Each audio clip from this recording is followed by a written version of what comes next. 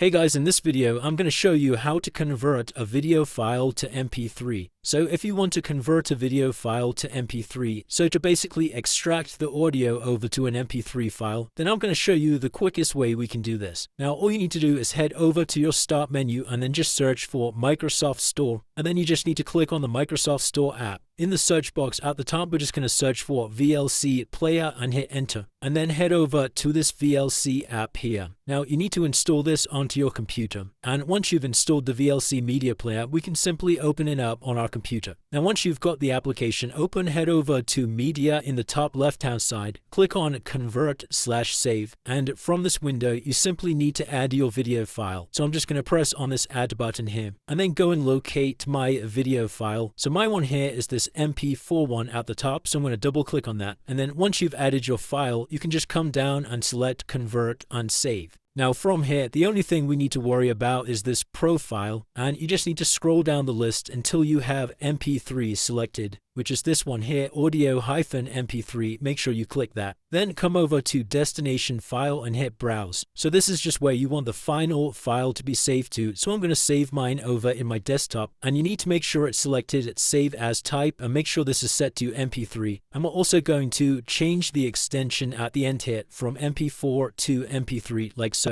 And then finally, you can just hit on this Save button. Once you're ready to convert your file, click on Start. And now you'll need to give that a couple seconds to convert to an MP3. And now if I head over to my desktop, you can see down here I have my MP3 file that we just converted. And that's it guys, that's how you convert a video file to MP3. If you did find this video helpful, then let me know in the comments below and I'll see you in the next one.